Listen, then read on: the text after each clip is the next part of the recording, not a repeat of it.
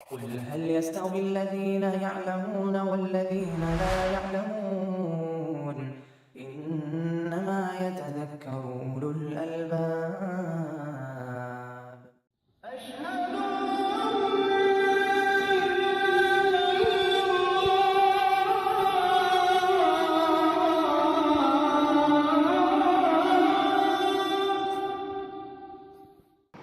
الحمد لله والصلاة والسلام على رسول الله وعلى آله وأصحابه ومن اهتدى بهداه أما بعد فعن يزيد بن الأسود أنه صلى مع رسول الله صلى الله عليه وسلم صلاة الصبح فلما صلى رسول الله صلى الله عليه وسلم إذا هو برجلين لم يصليا فدعا بهما فجيء بهما ترعد فرائصهما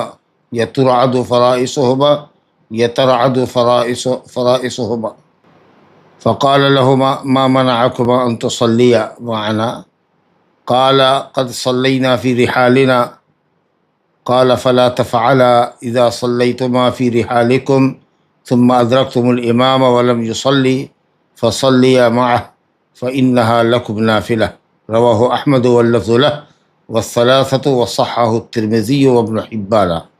اس حدیث کا تعلق اس مسئلے سے ہے کہ اگر کوئی شخص اپنی نماز پڑھ کے فرض نماز جماعت کی مسجد سے گزرے، اپنے گھر سے نماز پڑھ کے نکلے اور جماعت کی مسجد سے گزرے، مسجد میں جماعت ہو رہی ہے اور وہ مسجد میں داخل ہونا چاہ رہا ہے، تو اس کو چاہیے کہ جماعت میں شامل ہو جائے، یہ نماز اس کی نفل ہو جائے گی۔ تنہا نماز پڑھ کے نکلا ہو، اور بعض اہل علم نے کہا کہ حدیث کے عموم پر عمل کرتے ہوئے اگر جماعت سے بھی پڑھ کے نکلا ہو اور جماعت کی مسجد سے گزرے تو مستحب یہ ہے کہ اس میں شامل ہو جائے، اور خاص کر کے جب اس کو مسجد میں داخل ہونا ہے کسی درس ورس کے لیے، اگر آدمی جاتا ہے، مثلا ہم نے کہیں عصر کی نماز پڑھ لی اور جس مسجد میں درس دینا ہے وہاں 15-20 منٹ کے بعد جماعت شروع ہوتی ہے اور ہم مسجد میں وہاں پہنچے تو دیکھا کہ جماعت ہو رہی ہے، تو اب بجائے اس کے کہ ہم بیٹھ جائے یا تحیۃ المسجد پڑھ کے بیٹھ جائے، بہتر یہ ہے کہ جماعت میں شامل ہو جائے نفل کی نیت سے۔ حدیث دیکھیے، یزید بن الاسود رضی اللہ عنہ، ابو جابر ان کی کنیت ہے، ان کے بیٹے جابر نے یہ روایت ان سے بیان کی ہے۔ طائف کے رہنے والے تھے، اہل طائف میں ان کا شمار ہوتا ہے۔ یزید بن اسود رضی اللہ عنہ کہتے ہیں کہ انہوں نے رسول اللہ صلی اللہ علیہ وسلم کے ساتھ نماز پڑھی، صبح کی نماز۔ مسند احمد کی بعض اور دوسرے کتب حدیث میں دوسرے سندوں سے آیا ہے کہ مینا میں ہم نے نماز پڑھی، یعنی حجۃ الوداع کا واقعہ۔ مسجد خیف میں نبی صلی اللہ علیہ وسلم کے پیچھے انہوں نے فجر کی نماز پڑھی۔ جب رسول اللہ صلی اللہ علیہ وسلم نماز پڑھ چکے تو دو شخص کو مسجد میں پایا جو آپ کے ساتھ نماز میں شریک نہیں ہوئے تھے، جو دو ایسے شخص کو دیکھا جو مسجد میں تو تھے لیکن انہوں نے نماز آپ کے ساتھ نہیں پڑھی تھی۔ ان دونوں کو بلایا، چنانچہ وہ دونوں لائے گئے اور مارے گھبراہٹ کے اور خوف کے، ان کی فریسہ کی جمع ہے، اس گوشت کو کہتے ہیں جو پہلو میں اور موڈھے کے درمیان ہوتا ہے، یہ والا جو حصہ ہے، یہ حصہ یہ کپ کپا رہا تھا خوف کے مارے۔ تو آپ صلی اللہ علیہ وسلم نے ان دونوں سے کہا ما منعکما ان تصلیا معنا، کس چیز نے تمہیں روکا کہ تم ہمارے ساتھ نماز پڑھو؟ ہمارے ساتھ نماز پڑھنے سے، ہمارے ساتھ جماعت میں شامل ہونے سے کس چیز نے تمہیں روکا؟ ان دونوں نے جواب دیا قد صلینا فی رحالنا، ہم نے نماز پڑھ لی تھی اپنے کجاووں میں۔ تو آپ نے کہا فلا تفعلا، ایسا مت کیا کرو۔ اذا صلیتما فی رحالکم، جب تم لوگ یا تم دونوں اپنے کجاووں میں نماز پڑھ چکو، اپنے خیموں میں نماز پڑھ چکو، اور پھر امام کو پاؤ مسجد میں کہ اس نے ابھی نماز پڑھی نہیں ہے، نماز چل رہی ہے مسجد کی، جماعت امامت چل رہی ہے مسجد میں، تو امام کے ساتھ شامل ہو جاؤ، جماعت کے ساتھ شامل ہو جاؤ، یہ نماز تمہاری نفل ہو جائے گی۔ معلوم یہ ہوا کہ اگر کوئی گھر میں نماز پڑھ لے، خیمہ میں نماز پڑھ لے، آپ نے ترک جماعت پر یہاں ڈانٹ نہیں دی پلائی کہ کیوں تم نے جماعت چھوڑ دی، کیونکہ ویسے بھی مینا کے اندر قیام ہوتا ہے تو لوگ منتشر ہوتے ہیں، ہر کوئی تو مسجد خیف کے کنارے ٹھہرتا نہیں ہے، اور سب کے لیے آج بھی مینا کے اندر مسجد خیف میں آنا امام حج کے پیچھے نماز پڑھنا ممکن نہیں ہو پاتا ہے تو لوگ اپنے اپنے خیموں میں نماز پڑھ لیتے ہیں، تنہا پڑھے یا جماعت پڑھے۔ اب پہلے بھی کل بات ہو چکی ہے کہ جماعت کا ثواب جماعت کی مسجد میں جہاں سے اذان پکاری گئی ہے وہاں جا کر جماعت میں شامل ہونے سے جماعت کا ثواب ملے گا۔ تو بہرحال تو اس لیے آپ نے ترک جماعت پر ان کو ڈانٹا نہیں، بلکہ اس بات کا سوال کیا کہ تم ہمارے ساتھ شامل نماز کیوں نہیں ہوئے؟ تو انہوں نے سوچا، انہوں نے جواب دیا کہ ہم چونکہ نماز پڑھ چکے تھے اس لیے نماز ہم نے نہیں پڑھی، اور خاص کر فجر کی نماز تھی، جس کے بعد معلوم ہے کہ فجر کی فرض نماز کے بعد کوئی نفل نماز نہیں ہے۔ تو آپ صلی اللہ علیہ وسلم نے رولنگ یہ دی کہ اگر تم لوگ کسی وجہ سے نماز اپنے گھر میں پڑھ لیتے ہو اور جماعت کی مسجد میں آتے ہو جہاں جماعت چل رہی ہے تو جماعت میں شامل ہو جاؤ نفل کی نیت سے۔ حدیث امام محمد نے روایت کی ہے، لفظ یہاں جو آپ نے سنا وہ امام محمد کے ہی الفاظ ہیں۔ اس کے علاوہ بھی نسائی، ترمذی اور ابن ماجہ نے اس حدیث کو بیان کیا ہے، ثلاثہ نے۔ امام ترمذی نے حدیث کو حسن صحیح کہا ہے، ابن حبان نے بھی صحیح کہا ہے، حدیث گویا کہ صحیح ہے۔ حافظ ابن حجر نے کوئی ریمارک نہیں کیا ہے، حدیث ویسے بھی صحیح ہے۔ کچھ اہل علم نے کہا ہے کہ جابر بن یزید سے روایت کرنے والے یعلا بن عطا ہے، بس کوئی فرق نہیں پڑتا ہے۔ یعلا بن عطا ثقہ آدمی ہے، مسلم کے راوی ہیں یہ، اور ان کی مطابعت بھی ہے۔ عبد الملک بن عمیر نے مطابعت کی ہے جیسا کہ دارقطنی وغیرہ میں ہے، اور آدمی ثقہ ہے تو اس لیے کوئی مسئلہ ہی نہیں ہے۔ اور جابر بن زید یزید، جو یزید بن اسود کے بیٹے جابر ہیں، وہ بھی ثقہ ہے۔ تو ماشاءاللہ اگر یعلا نے روایت کرنے میں جابر سے تفرد اختیار کیا تو بھی کوئی حرج نہیں۔ اور اس مضمون کی دوسری روایت بھی مسلم کے اندر ہے، ایک روایت مسلم میں ہے، ابو ذر غفاری رضی اللہ عنہ سے نبی صلی اللہ علیہ وسلم نے فرمایا کہ تم لوگ کیا کرو گے یا تمہارا کیا حال ہوگا ایسے وقت میں جب کہ تم پر ایسے عمرہ مقرر ہوں گے یا ایسے عمرہ کی امارت اور حکمرانی ہوگی جو نماز کو اس کے وقت سے ٹال کر پڑھیں گے، ایک طرح سے نماز کو مردہ کر دیں گے۔ تو ابو ذر نے کہا کہ یا رسول اللہ ایسے وقت میں آپ مجھے کیا حکم فرماتے ہیں؟ تو آپ نے ابو ذر سے فرمایا صلی الصلاۃ علیہ وقتہا، نماز کو اس کے وقت پر اول وقت میں پڑھ لو، اور پھر قوم کے ساتھ یا امیر کی امامت ہو رہی ہو تو ان کے ساتھ بھی شامل نماز ہو جاؤ، وہ تمہارے لیے نفل ہو جائے گی۔ حدیث سے جو مسئلہ ثابت ہوا کہ اگر کوئی شخص مسجد میں داخل ہو جہاں لوگ نماز پڑھ رہے ہیں تو باوجود ہے کہ اس شخص نے نماز پڑھ لی ہے فرض کی نیت سے، لیکن مشروع ہے اس کے لیے کہ وہ دوسری جماعت میں بھی جس مسجد میں وہ داخل ہوا ہے اس کی جماعت میں شامل ہو جائے۔ اگر تنہا نماز پڑھی تھی تو جماعت کا ثواب مل جائے گا، اور جماعت سے پڑھ کے گیا تھا تو بھی جماعت میں شامل ہو جائے نفل کی نیت سے۔ اب ایک حدیث آتی ہے کہ ایک نماز کو ایک دن میں 2 مرتبہ نہ پڑھو، تو اس کا جواب یہ ہے کہ ایک نیت سے نہ پڑھو۔ فرض ادا کر چکے ہو تو پھر فرض کی نیت سے دوبارہ اس نماز کو پلٹانا نہیں ہے، بلکہ پہلی نماز تمہاری فرض ہوئی، دوسری یہ نفل ہوئی۔ اور بعض اہل علم نے کہا کہ یہ حدیث منفرد شخص کے لیے ہے تاکہ جماعت کا ثواب اس کو مل جائے، اس لیے کہا گیا۔ بہرحال منفرد ہو یا بظاہر حدیث یہ کہہ رہی ہے کہ جب تم نماز پڑھ لو، 2 آدمی تھے، وہ بہت ممکن ہے کہ دونوں اپنے خیمے میں تھے، اپنے حساب سے انہوں نے جماعت کر لی تھی۔ اور پھر یہ بھی احتیاط کا تقاضا ہے، اگر آپ مسجد میں جائیں گے جماعت میں شامل نہیں ہوں گے اور سلام کے بعد لوگ دیکھیں گے کہ آپ الگ تھلگ بیٹھے ہوئے ہیں تو بہت سے لوگ سوء ظن کے شکار ہوں گے۔ سست لوگوں کو موقع مل جائے گا کہ مولانا صاحب آ کے بیٹھے ہیں، جماعت میں کہاں شامل ہوئے۔ تو اس لیے احتیاط اور افضلیت کا تقاضا بندہ مکلف کے لیے ہے کہ نبی صلی اللہ علیہ وسلم نے جو حکم فرمایا ہے اس پر عمل کرے۔ لہذا اگر جماعت سے بھی پڑھ کے گیا ہے کسی مسجد میں اور وہاں جماعت ہو رہی ہے تو جماعت میں آپ شامل ہو جائیے، جتنی رکعت آپ نے امام کے ساتھ پڑھیے اور اس کے بعد بقیہ رکعتیں مکمل کیجیے، انشاءاللہ نفل ہوگی آپ کی، اور نبی صلی اللہ علیہ وسلم کی سنت پر آپ کا عمل ہو جائے گا۔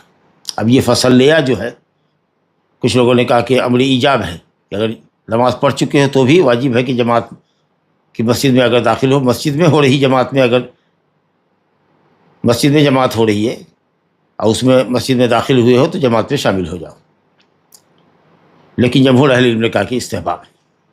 بعض اہل علم نے کہا کہ منفرد اگر نماز پڑھی ہے فرض نماز تو جماعت میں شامل ہونا واجب ہے، اور اگر جماعت سے پڑھ کے گیا ہے تو جماعت میں، یعنی کسی مسجد کی جماعت میں شریک رہا ہے اور دوسری مسجد میں گیا ہے جہاں جماعت ہو رہی ہے تو ایسے شخص کے لیے وہاں پر جماعت میں ملنا مستحب ہے۔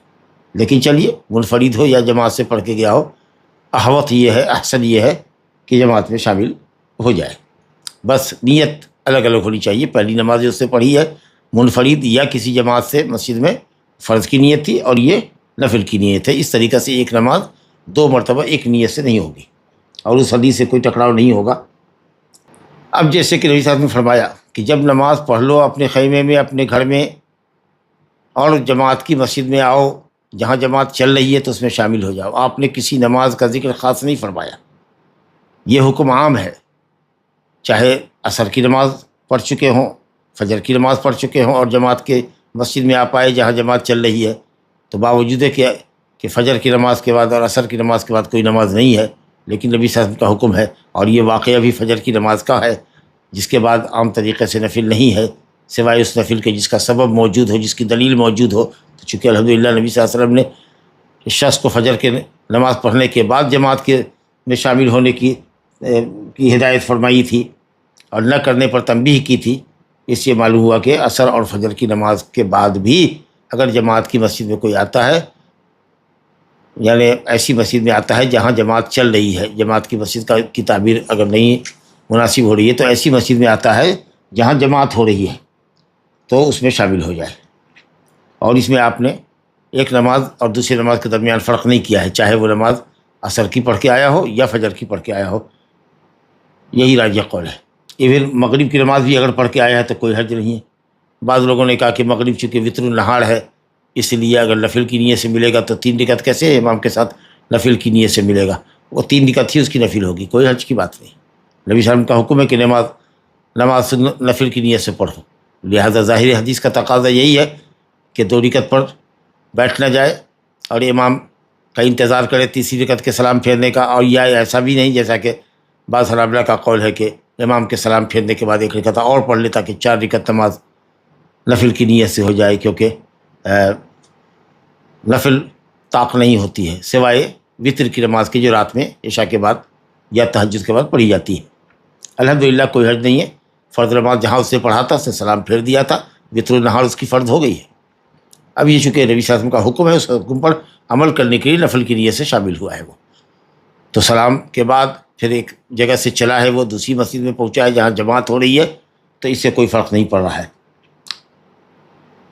لا الہ الا اللہ۔ تو بہرحال بظاہر حدیث یہ کر رہی ہے کہ مغرب کو جوڑا کرنے کی 4تھی رکعت پڑھنے کی ضرورت نہیں ہے، اگرچہ حنابلہ کے یہاں ایک قول یہ ہے کہ چونکہ وطر کی معروف نماز کے علاوہ نفل وطر نہیں ہے لہذا 4تھی رکعت مکمل کر لے، امام سے پہلے مفارقت اختیار نہ کرے، یعنی 2 رکعت کے بعد سلام نہ پھیر لے، بلکہ بہتر یہ ہے کہ 4 رکعت نماز پڑھے۔ لیکن جو راجح قول نظر آتا ہے وہ یہ کہ 3 رکعت ہی امام کے ساتھ پڑھے جو جماعت ہو رہی ہے، اسی کے بعد سلام پھیر دے، وہ نفل اس کے لیے لکھی جائے گی۔ لا الہ الا اللہ۔ دوسری حدیث ہمارے سامنے ہے، اس میں اقتداء کی کیفیت بتائی جا رہی ہے کہ امام کی کیسے اقتداء کرنی چاہیے، مقتدیوں کے لیے حدیث بہت امپورٹنٹ ہے۔ عن ابی ہریرہ رضی اللہ عنہ قال قال رسول اللہ صلی اللہ علیہ وسلم انما جعل الامام لیؤتم به فاذا كبر فكبروا ولا تكبروا حتى يكبر واذا ركع فاركعوا ولا تركعوا حتى يركع واذا قال سمع الله لمن حمده فقولوا اللهم ربنا لك الحمد واذا سجد فاسجدوا ولا تسجدوا حتى يسجد واذا صلى قائما فصلوا قياما واذا صلى قاعدا فصلوا قعودا اجمعين رواہ ابو داؤد وہذا لفظہ واصلہ فی الصحیحین۔ ابو ہریرہ رضی اللہ عنہ سے روایت ہے کہ رسول اللہ صلی اللہ علیہ وسلم نے فرمایا امام اس لیے مقرر کیا جاتا ہے لیؤتم بہ لیقتدی بہ، تاکہ اس کی اقتداء کی جائے، اس کی پیروی کی جائے۔ پیروی کا کیا مطلب ہے اس کی تفصیل آ رہی ہے۔ یہ حدیث ابو داؤد کے حوالے سے، ابو داؤد کے الفاظ کے ساتھ حافظ ابن حجر نے یہاں نقل کیا ہے اور فرمایا ہے کہ اصل حدیث کی صحیحین میں ہے، یعنی حدیث صحیحین میں بھی موجود ہے لیکن اختصار کے ساتھ ہے۔ تو ابو داؤد کے حوالے سے ابو داؤد کے الفاظ اسی نقل کیے ہیں، جامع ہے اور تفصیلی ہے، مسئلے کی تفصیلی یہاں زیادہ واضح ہے۔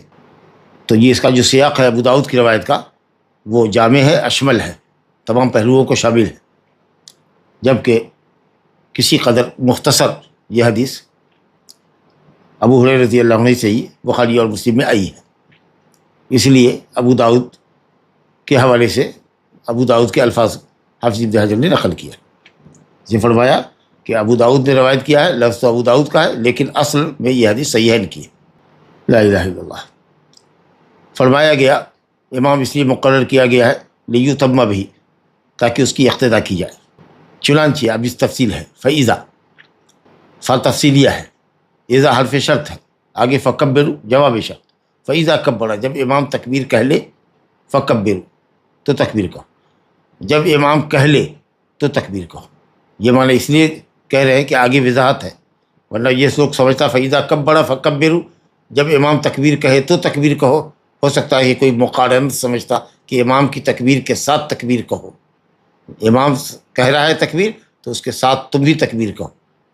بخاری میں اتنی ہے فَإِذَا کبر فکبروا، مسلم میں یہی ہے فَإِذَا کبر فکبروا، لیکن ابو داؤد کی حدیث یہ ہے کہ اس میں تاکید ہے، وضاحت ہے، زیادہ مزید وضاحت ہے اور شبہ کو دور کر رہی ہے حدیث۔ آگے فرمایا گیا وَلَا تُكَبِّرُوا حَتَّى يُكَبِّرَ، جو مفہوم یہ نکل رہا تھا کہ جب امام تکبیر کہہ لے تو تکبیر کہو، اس کو منطوق میں صریح الفاظ کے ساتھ آگے بیان کیا جا رہا ہے، وَلَا تُكَبِّرُوا حَتَّى يُكَبِّرَ، تکبیر نہ کہو جب تک کہ وہ تکبیر کہہ لے۔ بات واضح ہو گئی۔ فَإِذَا كَبَّرَ فَكَبِّرُوا، یعنی جب امام تکبیر کہہ چکے تب تکبیر کہو۔ جب امام رکوع میں چلا جائے، آگے دیکھیے وَإِذَا رَكَعَ، جب امام رکوع میں چلا جائے، جب رکوع کرے تو کرو، ساتھ مت جاؤ، یہ مطلب نہیں ہے۔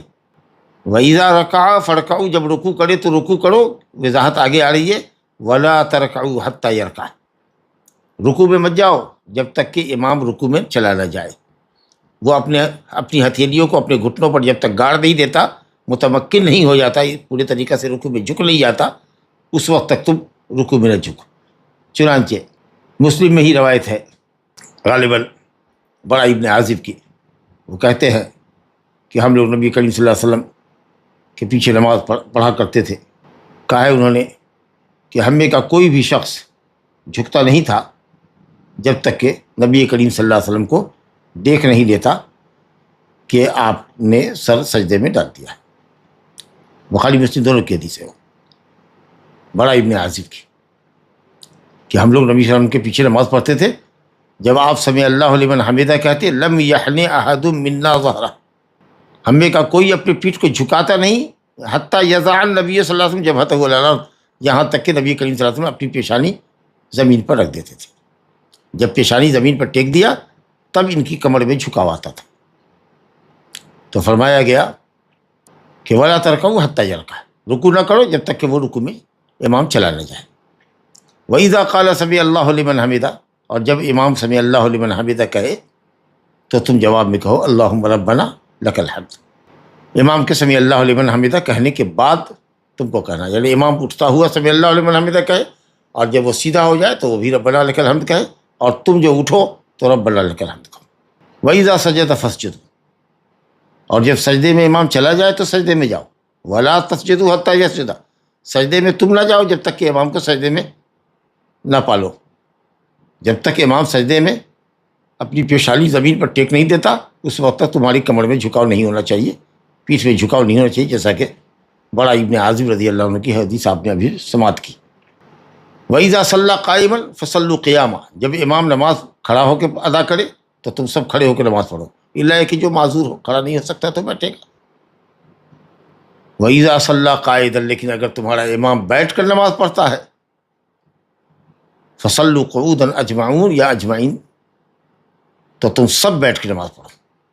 اجمعین تاکید ہے، صلو کی ضمیر سے، صلو اے انتم اجمعون، اس ضمیر کی تاکید ہے اجمعون، اور اگر اجمعین کہیں گے تو صلو کی ضمیر سے حال ہوگا، تم سب نماز پڑھو درا حالے کہ تم لوگ بھی بیٹھے ہوئے ہو۔ اگر امام بیٹھ کے امامت کر رہا ہے تو تم سب کو بیٹھنا ہے، چاہے تم قیام پر قادر کیوں نہ ہو۔ یہ مسئلہ انشاءاللہ تعالی آگے آئے گا، اس لیے تھوڑی دیر کے لیے اس کو مؤخر کرتے ہیں. آگے جو حدیث آ رہی ہے ایک دو حدیث کے بعد وہ اسی موضوع پر آئے گی. تو بہرحال اقتداء کا مسئلہ ہم نے یہاں سنا کہ اقتداء کا مسئلہ یہ ہے کہ صاحب امام جب تکبیر تحریمہ کہہ چکے تو تکبیر کہنا چاہیے، نہ امام سے پہلے کہنا ہے. اگر تکبیر تحریمہ امام سے پہلے کہہ دیا، ایون امام کے ساتھ کہہ رہے ہیں، آپ برابر سے کہہ رہے ہیں ساتھ میں، تو اقتداء ہی نہیں ہوگی، آپ کی نماز امام کے پیچھے ہوئی ہی نہیں.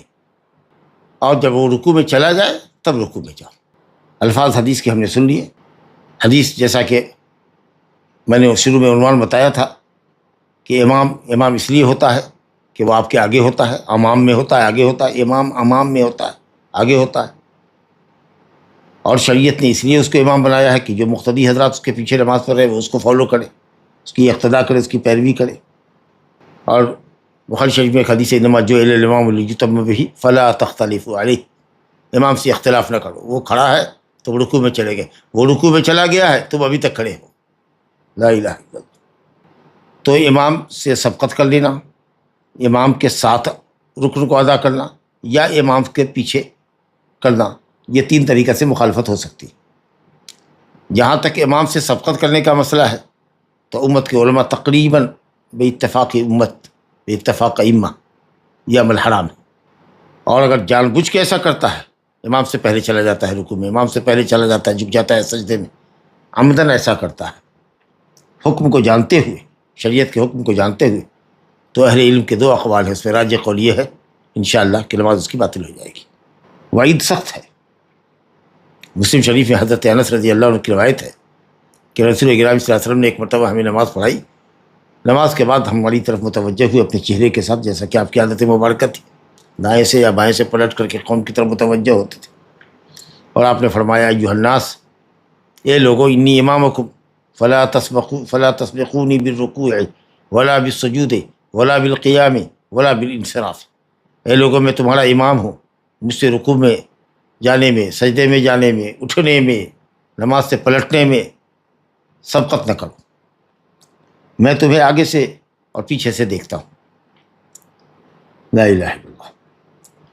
اور صحیحین میں روایت ہے ابو ہریرہ رضی اللہ عنہ کی، اما یخشی احدکم یا لا یخشی احدکم، کیا تم میں کا کوئی اس بات سے نہیں ڈرتا کہ امام کے ساتھ یا امام سے پہلے سبقت کرنے کے نتیجے میں کہ اگر وہ امام سے پہلے سر اٹھا لیتا ہے رکوع سے یا سجدے سے، تو کیا ایسا شخص اس بات سے نہیں ڈرتا کہ ان یجعل اللہ رأسہ رأس حمار، اور ایک روایت میں ہے اور یجعل اللہ صورتہ صورت حمار، کہ اللہ تعالیٰ اس کے سر کو گدھے کا سر بنا دے یا اس کی صورت کو گدھے کی صورت سے تبدیل کر دے، یعنی مسخ کر دے، اس کی صورت کو بدل دے. لا حول ولا قوۃ الا باللہ. تو یہ جو وعید ہے یہ حرمت کی دلیل ہے، تو یہ عمل حرام ہے. اور اگر جان بوجھ کے ایسا کرتا ہے حکم کو جانتے ہوئے اور مخالفت امام کر رہا ہے تو پھر اس کی نماز نہیں ہوگی. لیکن اگر سہون کر رہا ہے، بعض کسی رکن میں سہون ایسا ہو گیا یا شرعی حکم سے ناواقف ہے، تو انشاءاللہ نماز صحیح ہوگی. تو کچھ لوگ اگر پہلے سر اٹھا لیتے ہیں سجدے سے اور دیکھا کہ امام ابھی سر میں سجدے ہی میں ہے، تو فوراً ان کو جھکنا چاہیے اور اتنی تاخیر سے اٹھنا چاہیے جتنا پہلے انہوں نے سر کو اپنے اٹھایا ہے. دوسرا مسئلہ ہے مقارنت کا، کہ اگر امام کے ساتھ اگر رکن ادا کیا جائے تو کیا مسئلہ ہوگا.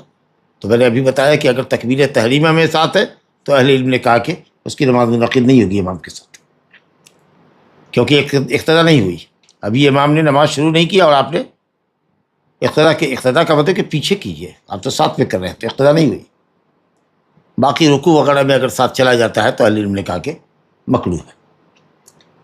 اور یہ تیسرا جو مسئلہ ہے کہ امام سے کے بعد جانا، بعد میں جانے کا مطلب کہ اتنا تخلف کرنا، اتنا تأخر کرنا، اتنی تاخیر کرنا کہ لگے کہ صاحب یہ آدمی اقتداء نہیں کر رہا. امام رکوع میں ہے، یہ ابھی پڑھ رہا ہے، سورت شروع کیے ہوا ہے تو مکمل کرنے کے چکر میں. کبھی کبھی ایسا ہوتا ہے کہ امام سر اٹھا لے اور پھر یہ دیکھتا رہ جائے، تو اس کی رکعت باطل ہو جائے گی، وہ رکعت اس کی باطل ہو جائے گی. جی سجدے میں جا چکا ہے وہ، اور یہ ابھی ربنا لک الحمد کی پوری تسبیح اور ذکر پڑھ رہا ہے.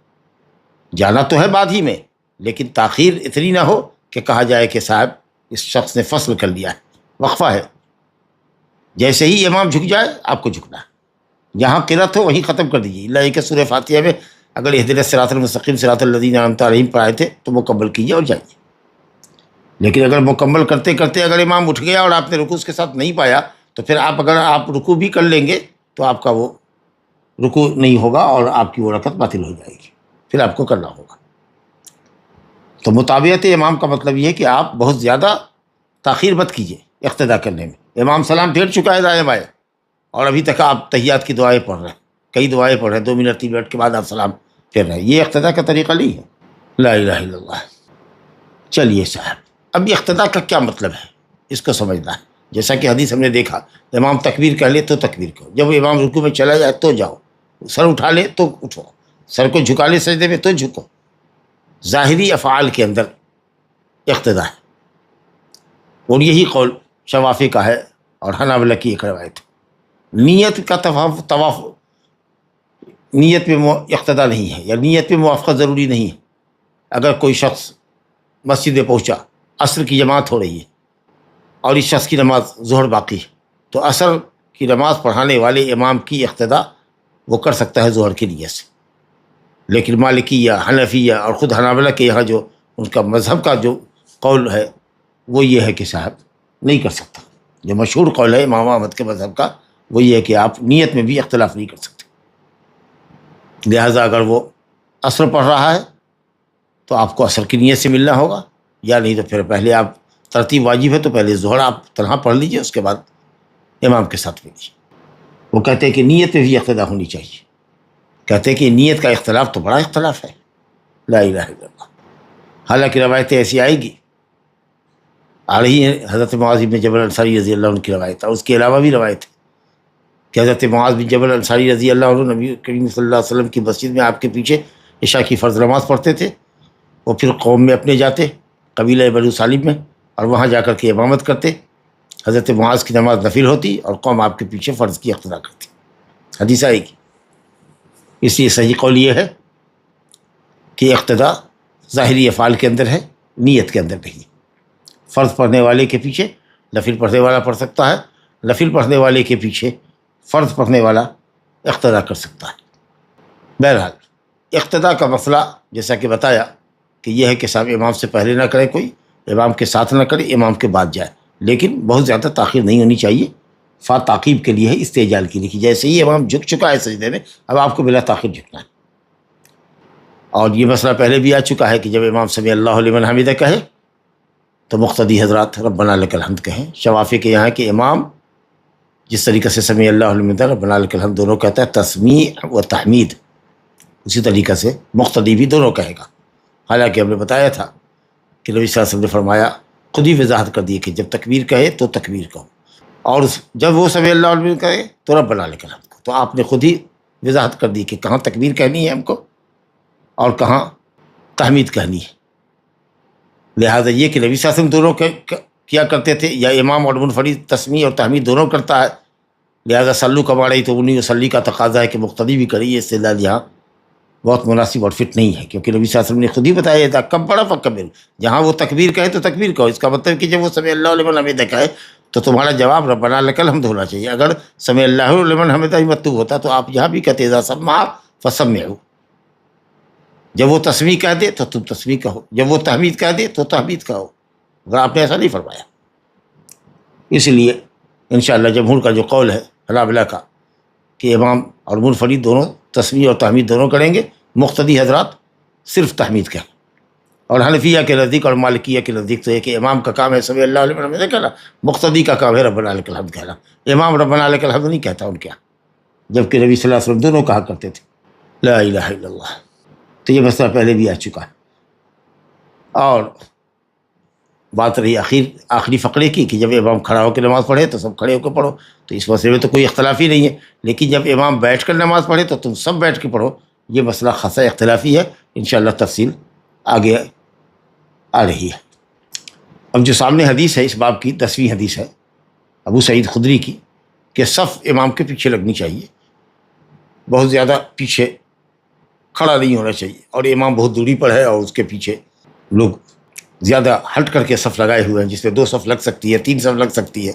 اتنا پیچھے ہے تو ایسا نہ کریں، بلکہ پہلی صف امام سے قریب ہو، پھر دوسری صف اسی انداز سے ہو۔ الحمدللہ مسجدوں میں ایسا ہی ہوتا ہی ہے، 4 سوا 4 فٹ کی دوری ہوتی ہے، 4 سے سوا 4 فٹ کی دوری ہوتی ہے صفوں کے درمیان، تو اسی انداز سے 4 فٹ 4.5 فٹ کی دوری ہونی چاہیے، بہت پیچھے صف نہیں لگنی چاہیے۔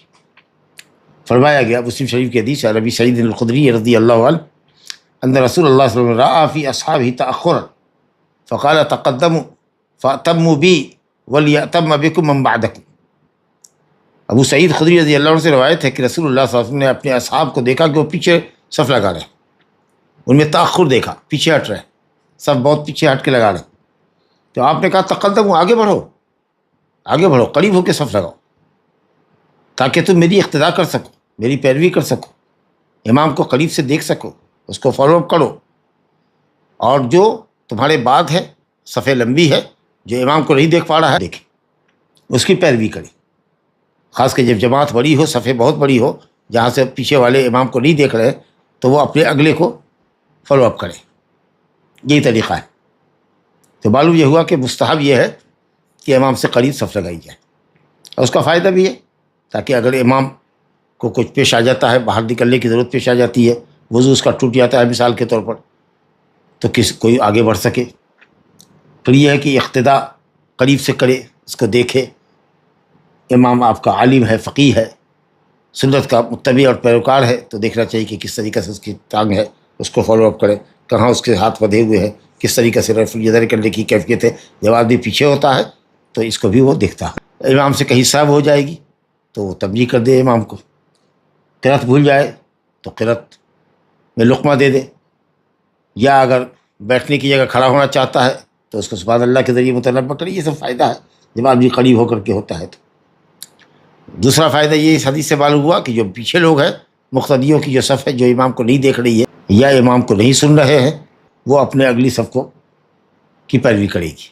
معلوم یہ ہوا کہ صفیں لمبی ہے تو امام کا دیکھنا ہر مقتدی کے لیے شرط نہیں، بلکہ صرف آواز سن لے تو کافی ہے۔ فلور کی مسجد ہوتی ہے تو لاؤڈ اسپیکر ہے الحمدللہ، جس کی وجہ سے سہولت ہوتی ہے، لیکن مسجد سے باہر اگر صف لگتی ہے تو سب متصل ہونی چاہیے۔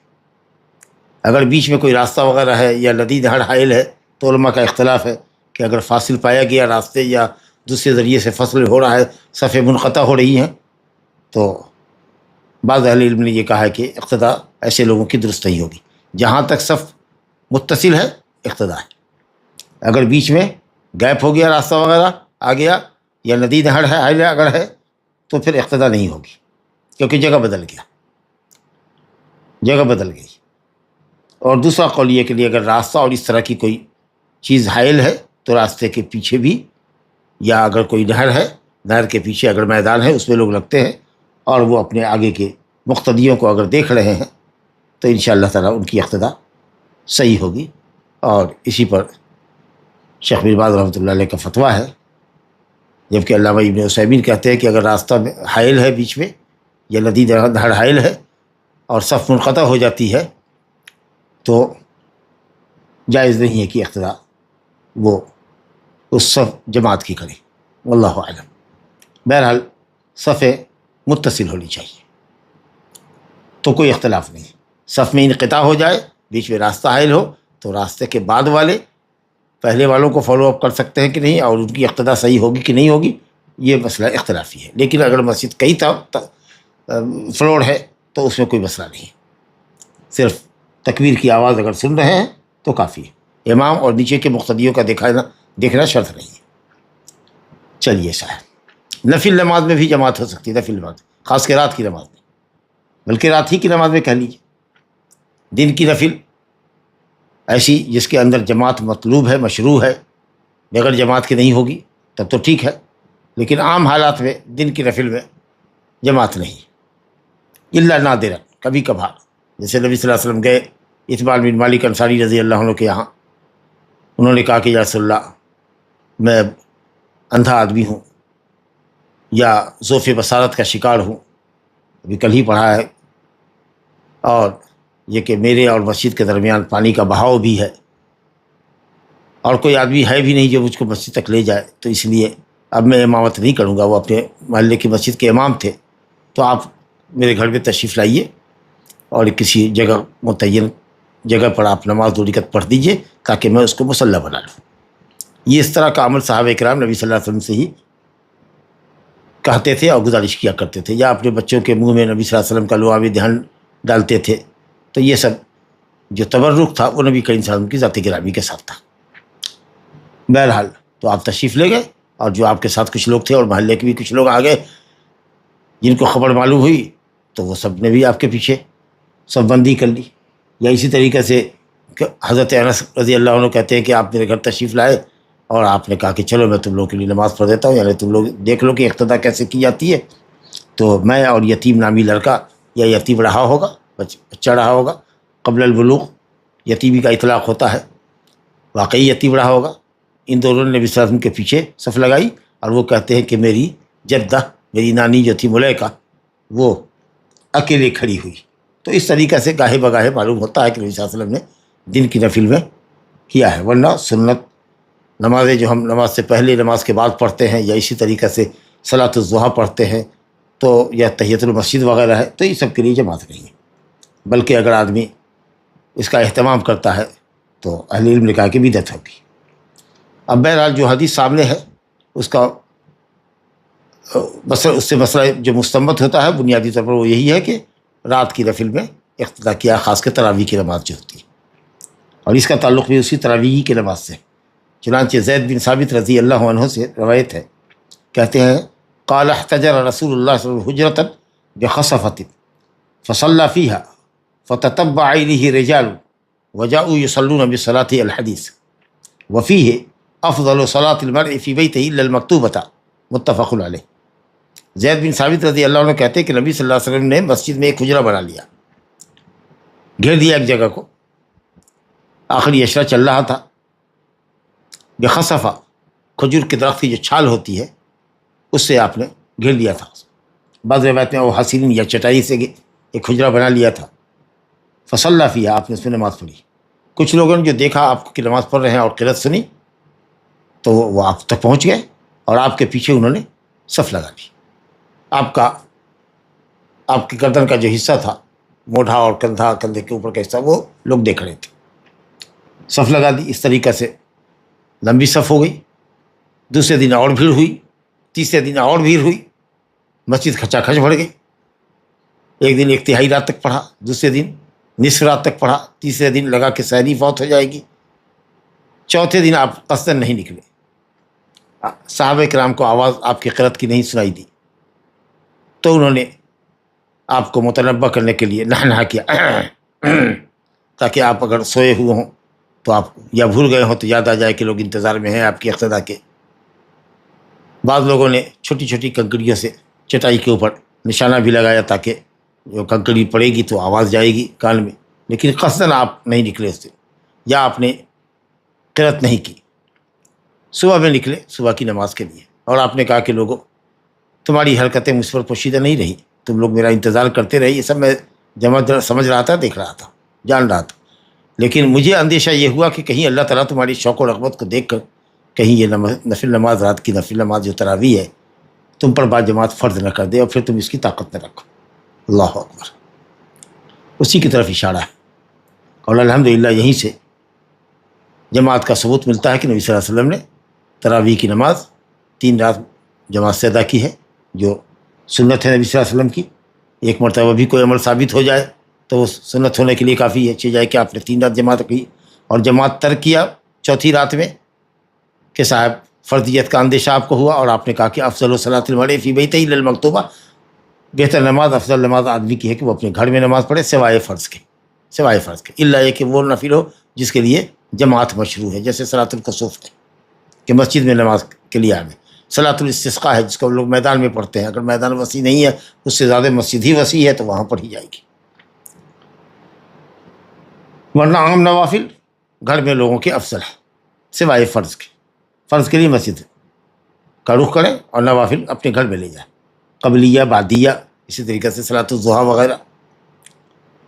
پھر نبی کریم صلی اللہ علیہ وسلم کے انتقال کے بعد حضرت عمر صدیق رضی اللہ عنہ، حضرت عمر فاروق رضی اللہ عنہ کا جب زمانہ آیا تو ابتدائی 2-3 سالوں تک تو معاملہ ویسے ہی رہا، لیکن جب دیکھا کہ مختلف ٹولیوں میں لوگ بٹ کر کے مسجد میں نماز پڑھ رہے ہیں تو آپ صلی اللہ علیہ وسلم حضرت عمر بن خطاب رضی اللہ عنہ نے صحابہ سے مشورہ کیا اور پھر وہاں سے تراویح با جماعت شروع ہو گئی۔ تو نبی صلی اللہ علیہ وسلم کی بھی سنت ہے قولی اور فعلی، اور خلیفہ راشد حضرت عمر فاروق رضی اللہ عنہ کی بھی سنت ہے۔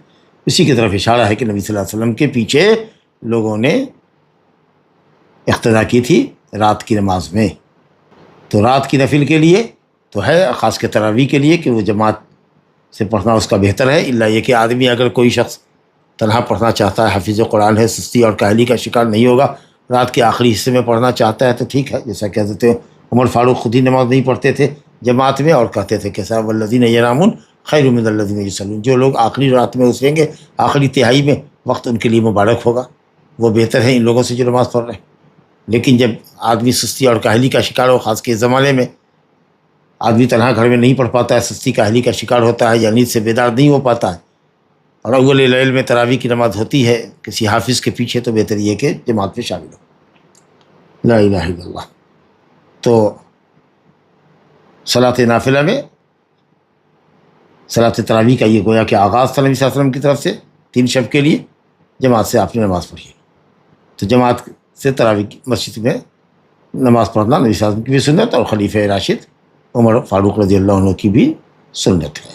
اور جیسا کہ میں نے عرض کیا کہ دن کی نفل جماعت سے نہیں ہے، الا یہ کہ کبھی کبھار بعض موقعوں پر آپ صلی اللہ علیہ وسلم نے پڑھی ہے، لہٰذا اس کو عادت اگر کوئی بناتا ہے تو یہ غیر مشروع، بلکہ شیخ الاسلام ابن تیمیہ نے اس کو بدعت قرار دیا کہ دن کی نوافل کے لیے اگر جماعت کا لوگ اہتمام کریں، الا یہ کہ وہ نماز جس کے لیے جماعت مشروع ہے، جیسے استسقاء ہے، صلاۃ الکسوف وغیرہ۔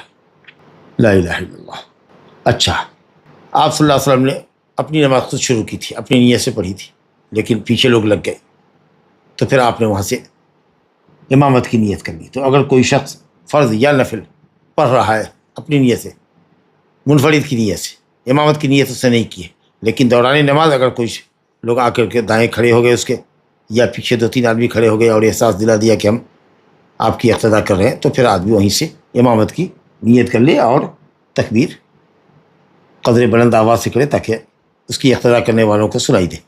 تو امامت کی نیت شروع میں نہیں ہے، ضروری نہیں ہے، الا کہ امام مقرر ہو، آپ مسجد میں نماز پڑھا رہے ہوں جماعت سے تو اور بات ہے، لیکن اگر ایسے ہی آدمی نماز پڑھ رہا ہے، فرض ہی پڑھ رہا ہے یا نفل ہی پڑھ رہا ہے، اور اگر کوئی بیچ میں آ گیا تو پھر وہیں سے آپ امام بن جائیے، کوئی حرج نہیں۔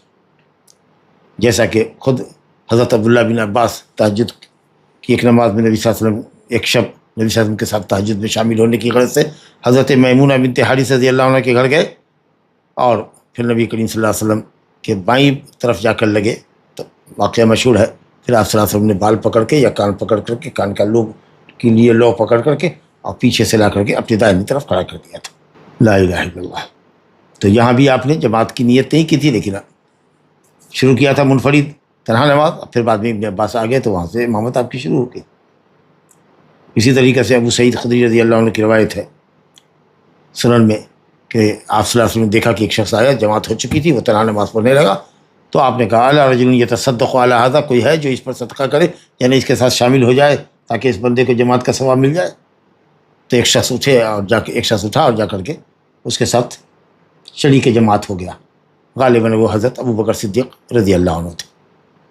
اور آپ صلی اللہ علیہ وسلم نے یہ جو فرمایا کہ افضل صلاۃ المرء فی بیتہ للمکتوبہ، استعمال ہوا کہ نفل نماز گھر میں افضل ہے سوائے اس نفل کے جس کے لیے جماعت مشروع ہے۔ اب آئیے، امامت کا بیان چل رہا ہے، امام صاحب کو نماز کیسی پڑھانی چاہیے؟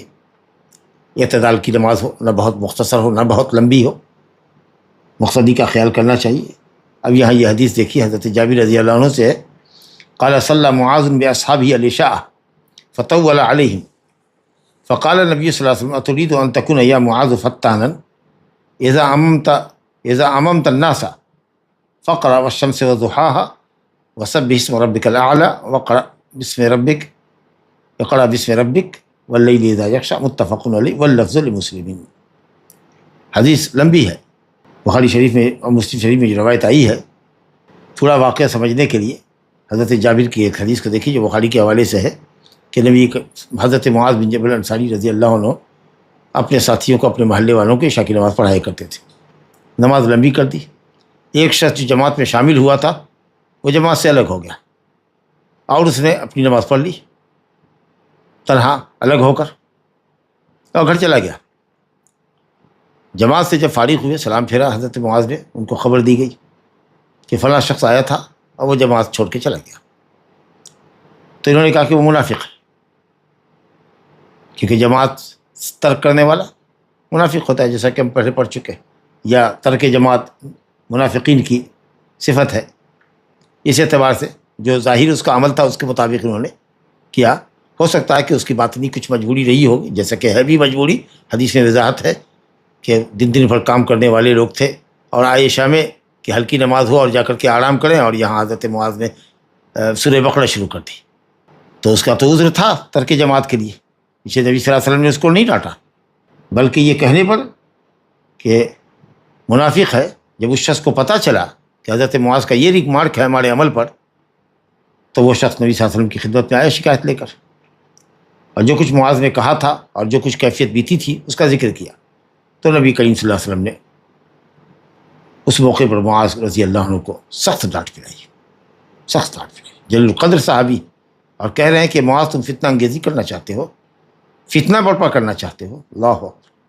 لا تکن فتانا یا معاذ، فتنہ انگیز مت بنو، لوگوں کو جماعت سے نفرت نہ دلاؤ، لوگوں کی امامت کرو.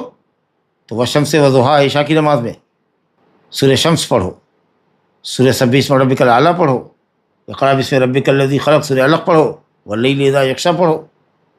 یعنی اس کی مقدار آیتیں پڑھو، یہ صورتیں پڑھو یا اس کی مقدار آیتیں پڑھو.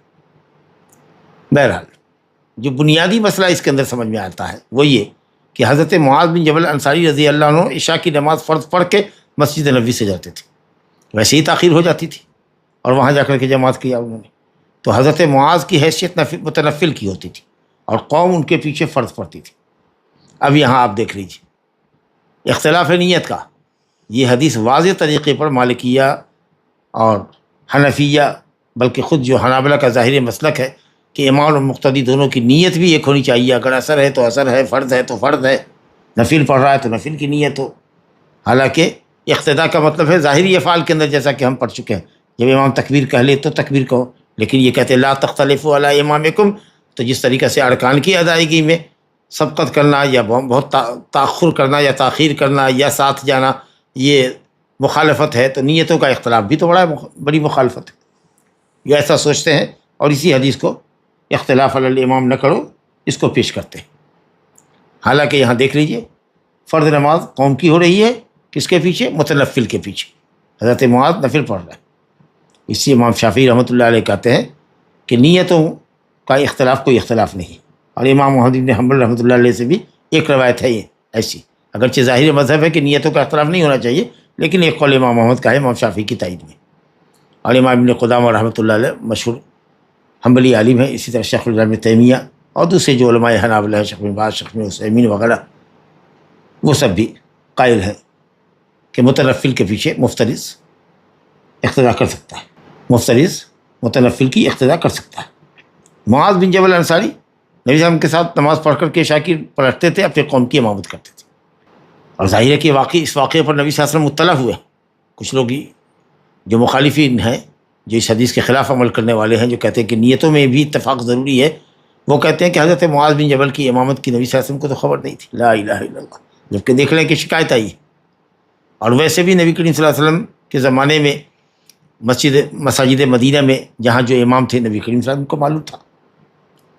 لیکن اگر چلیے بالفرض اگر آپ کو نہیں بھی معلوم تھا تو زمانہ نزول وحی کا تھا. اگر یہ جماعت درست نہیں ہو رہی ہے، متنفل کے پیچھے مفترض کی جماعت صحیح نہیں ہو رہی ہے، تو رب العالمین اپنے نبی کو باخبر کرتا، وہی اتر جاتی، کیونکہ ایک عمل غلط ہو رہا ہے اور قرآن نہیں اترا. اس کا مطلب یہ کہ عمل جائز ہے، تقریر ہے، تقریری سنت ہے.